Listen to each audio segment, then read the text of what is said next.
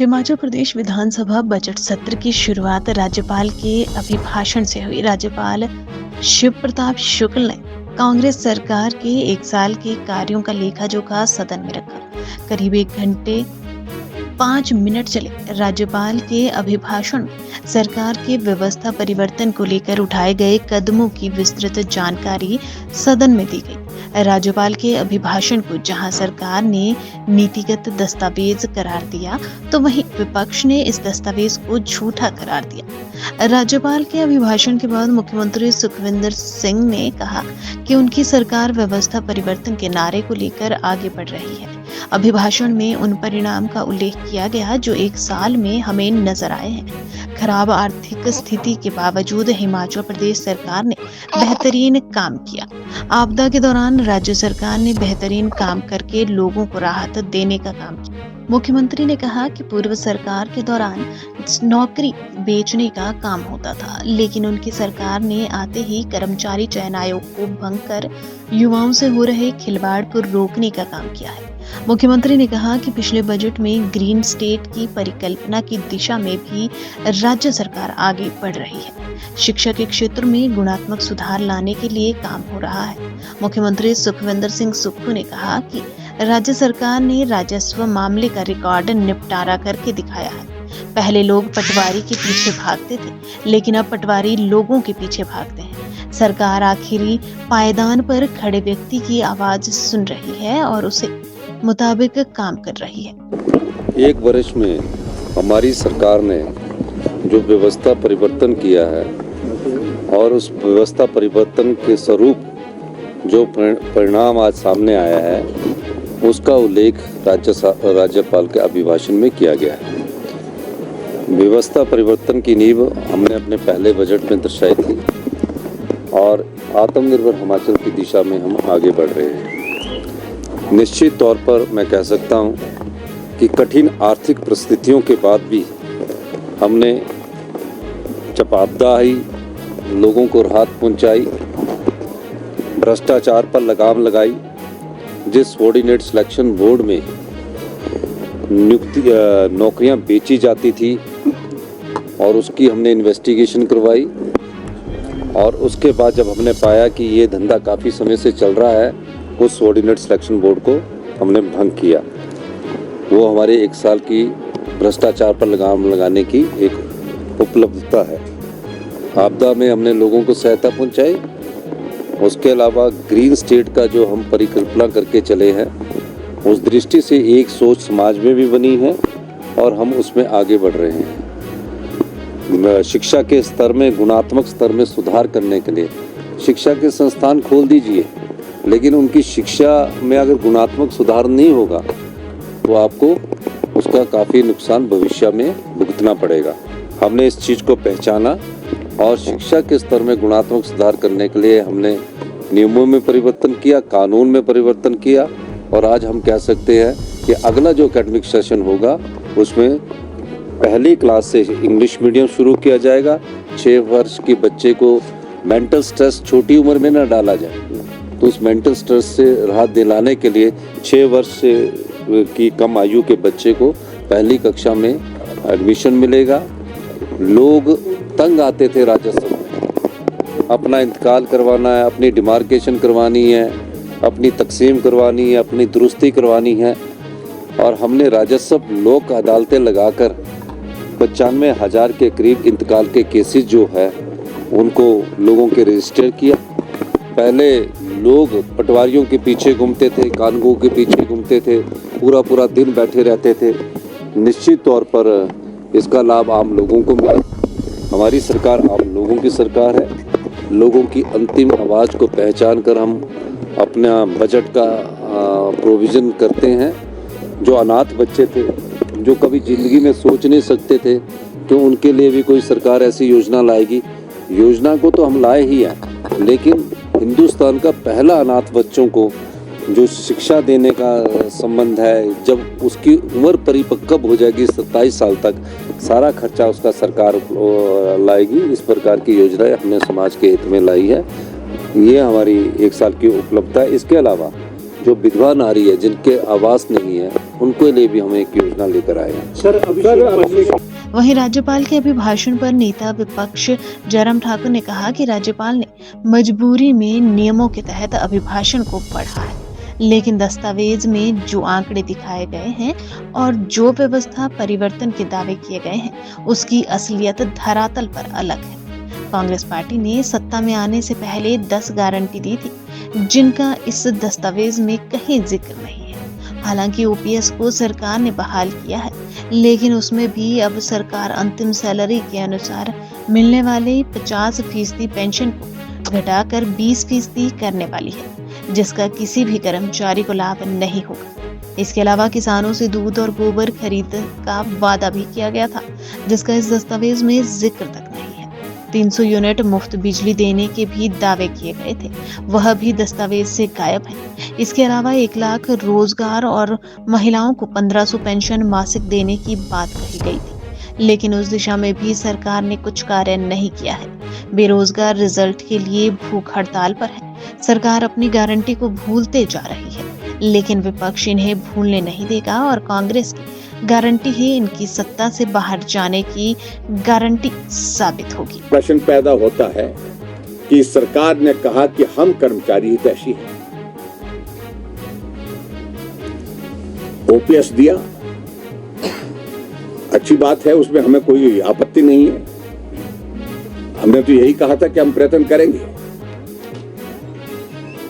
लेकिन ओपीएस की परिस्थिति क्या है? ओपीएस में अब फाइल मूव हो चुकी है कि जो लास्ट पे ड्रॉन होती है उसकी 50% जो है वो पेंशन मिलती थी कर्मचारियों को ओपीएस के उस फॉर्मूले के मुताबिक, उसको पहले 40% करने की बात चली, अब उसको और नीचे 30% या 30 से भी 20% तक ले जाने की बात चल रही है। अब कर्मचारी भाइयों से मैं विनम्रता से इस बात का अनुरोध करना चाहूंगा कि क्या इस ओपीएस को अगर 20% पे लाएंगे वो, तो कौन सा कर्मचारी हिमाचल प्रदेश में लाभान्वित उससे होगा? ये बहुत बड़ा प्रश्न है। और उसके बाद कर्मचारी हितैषी की अगर बात कहते हैं, आज कर्मचारियों को डीए, एरियर, सारी की सारी चीजें जो है वो रुकी पड़ी हुई है। 1 साल से कुछ भी एरियर के रूप में उनको अभी तक दिया नहीं गया। उल्टा कर्मचारियों को सैलरी के लिए धरने पर बैठना पड़ रहा है, प्रदर्शन करना पड़ रहा है, उसके बाद उनको सैलरी मिल रही है। इलेक्ट्रिसिटी बोर्ड की स्थिति यह है, एचआरटीसी की स्थिति यह है। लेकिन जब कर्मचारी हितैषी की बात कह रहे हैं मुख्यमंत्री सुखविंदर सिंह सुक्खू जी, तो प्रश्न पैदा होता है, तो ये कर्मचारी धरने पर क्यों है? इसका जवाब दें। दूसरी बात उन्होंने कही कि हम बेरोजगारी समाप्त करेंगे, 5 लाख बेरोजगारों को 5 साल में नौकरी देंगे। 1 साल में कैबिनेट की पहली बैठक में कहा था कि 1 लाख नौकरी निकाली जाएंगी। 1 साल भी बीत गया, पहले कैबिनेट तो बहुत पहले बीत गई, लेकिन कितने बेरोजगारों को नौकरी दी? आज हम जाते हैं चौड़ा मैदान में, वहां पर बेरोजगार धरने पर बैठे हुए हैं। सचिवालय में जाएं तो वहां पर धरने पर बैठे हैं। आज अलग अलग जिला मुख्यालय में जाएं, वहां पर प्रदर्शन हो रहे हैं। तो प्रश्न पैदा होता है कि अगर बेरोजगारों की हितैषी सरकार है, तो ये बेरोजगार नौजवान, चाहे जेओआईटी वाले हैं जिन्होंने अपना इंटरव्यू दे दिया, अपना टेस्ट दे दिया, टेस्ट क्वालिफाई करने के बाद उनको नौकरी मिलनी चाहिए थी, लेकिन उसके बावजूद इनके रिजल्ट अभी तक भी नहीं निकाले जा रहे हैं। सुप्रीम कोर्ट के आदेश, हाई कोर्ट के आदेश के बावजूद भी, और उल्टा सुक्खू सरकार जी के एडवोकेट जनरल सुप्रीम कोर्ट में खड़े होकर के जेओआईटी के जो टेस्ट हैं उसमें धांधली हुई है, ये इस बात का जिक्र करते हुए उनको रद्द करने के लिए मांग करते रहे। और जब सुप्रीम कोर्ट ने कहा कि आप बताइए, दस्तावेज दीजिए, कहां क्या हुआ है, कुछ था नहीं उनके पास। और अल्टीमेटली सुप्रीम कोर्ट ने आदेश दिया कि रिजल्ट निकाले जाए।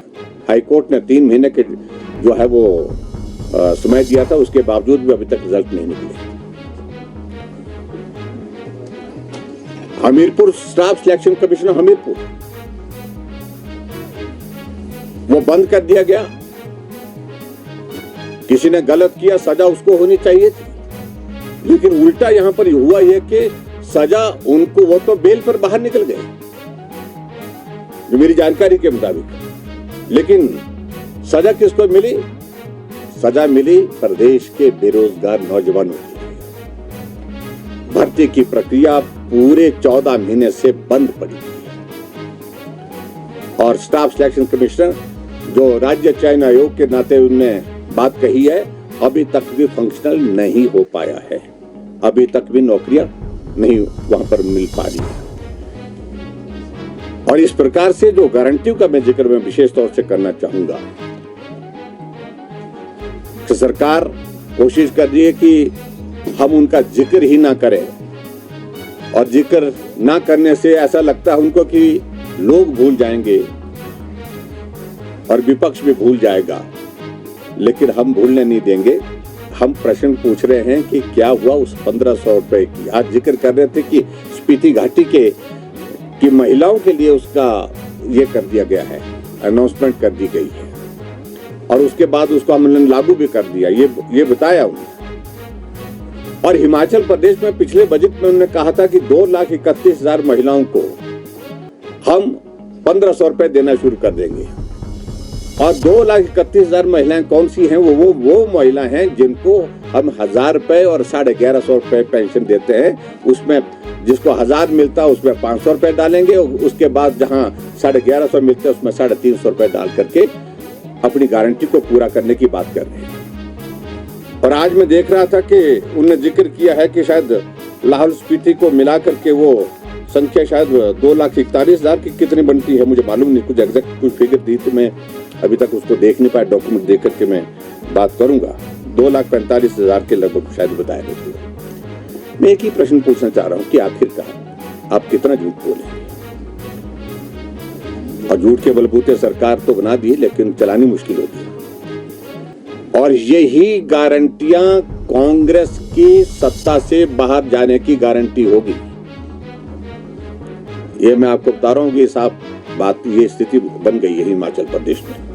यही गारंटियां सत्ता से उनको बाहर लेकर के जाएंगी। गोबर की गारंटी जिक्र नहीं है, उस पे हम क्या करने वाले हैं। 300 यूनिट बिजली फ्री देने की गारंटी का जिक्र नहीं है। जो कॉर्पस फंड जो है वो बेरोजगारों के लिए किया जाएगा, उसका जिक्र नहीं है। और खास तौर से मैं तो इस बात को लेकर के हैरान हूं कि जो जिक्र किया जा रहा था कि हम रेवेन्यू जनरेट करेंगे, किसी भी सेक्टर से रेवेन्यू जनरेशन का जिक्र नहीं आया है कि कितना। एक्साइज का उन्होंने कहा कि अब 40% इंक्रीज, लेकिन हकीकत यह है कि अभी तक जो इंक्रीज का जो रेवेन्यू इंक्रीज एक्साइज की आ रही है वो अभी तक 12% पर ही रुकी पड़ी हुई है। इस प्रकार से हिमाचल प्रदेश की परिस्थिति है। एक